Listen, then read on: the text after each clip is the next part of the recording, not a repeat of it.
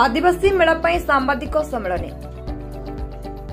ଚଳିତ ମାସ ଜଳେଶ୍ୱର ଆଦିବାସୀ ମେଳା 26 ତାରିଖରୁ 30 ତାରିଖ ପର୍ଯ୍ୟନ୍ତ 5 ଦିନ ବ୍ୟାପୀ ଜଳେଶ୍ୱରର ବଡ଼ବଜାର ସ୍ଥିତ ସାଇ ମନ୍ଦିର ପଡ଼ିଆଠାରେ ଅନୁଷ୍ଠିତ ହେବ ବୋଲି ଆଜି ଅପରାହ୍ନ 4ଟା ସମୟରେ ସାମ୍ବାଦିକ ସମ୍ମିଳନୀରେ ଆଦିବାସୀ ମେଳା କମିଟିର ମୁଖ୍ୟ ଉପଦେଷ୍ଟା ଗୌରହରି ସାହୁଙ୍କ ପକ୍ଷରୁ ସୂଚନା ଦିଆଯାଇଛି।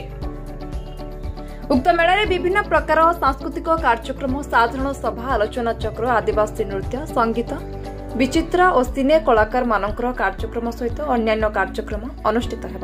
ଏହି କାର୍ଯ୍ୟକ୍ରମକୁ ରୁଦ୍ଧିମନ୍ତ କରିବା ନିମନ୍ତେ ସାହିତ୍ୟକ, ପ୍ରଶାସକ, ରାଜନୈତିକ ନେତୃବୃନ୍ଦ, ବ୍ୟଙ୍ଗକାର ଓ ବିଭିନ୍ନ ବିଶିଷ୍ଟ ବ୍ୟକ୍ତିଗଣ ଯୋଗଦାନ କରିବେ। ଏହି ଉତ୍ସବର ପ୍ରାରମ୍ଭରେ ଆଦିବାସୀମାନଙ୍କର ଏକ ଶୋଭାଯାତ୍ରା ମଧ୍ୟ ଅନୁଷ୍ଠିତ ହେବ ବୋଲି କମିଟିର ସଭାପତି ଗୀତା ହାସୋଦା, ଉପସଭାପତି माइन मुर्मू, संपादिका गीता मुर्मू, सह संपादिका लक्ष्मीराणी टुडू, कोषाध्यक्षा छिता मुर्मू, सह कोषाध्यक्षा पानो हांसोदा प्राक्तन सैनिक रत्नाकर हांसोदा, सुनाई हेम्रम, रघु मुर्मू, पंचानन सिरेन, निरंजन मारांडी, बारसा हांसोदा, चंदन कुमार सिंह, गोरा हांसोदा, गोपी हांसोदा, विनायक टुडू प्रमुख सभ्यवृंद ए सांबादिक सम्मेलन में उपस्थित रही कहते। गौरहरि साहू मो घर बड़बजार जलेश्वर।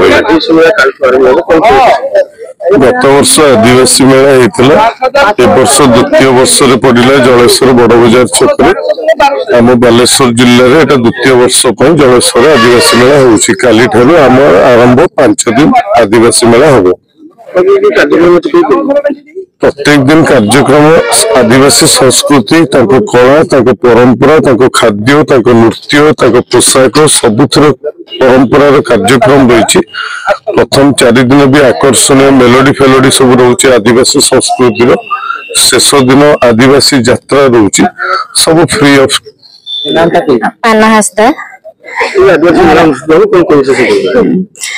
आदिवासी मेला काली पाखुरा स्टार्ट हो 5 दिन आम प्रोग्राम रखीजु। 5 दिन आम आदिवासी सब प्रोग्राम कल्चरल सब प्रोग्राम सब रखीजु। एमती नाच गीत आमर छुआ मानकर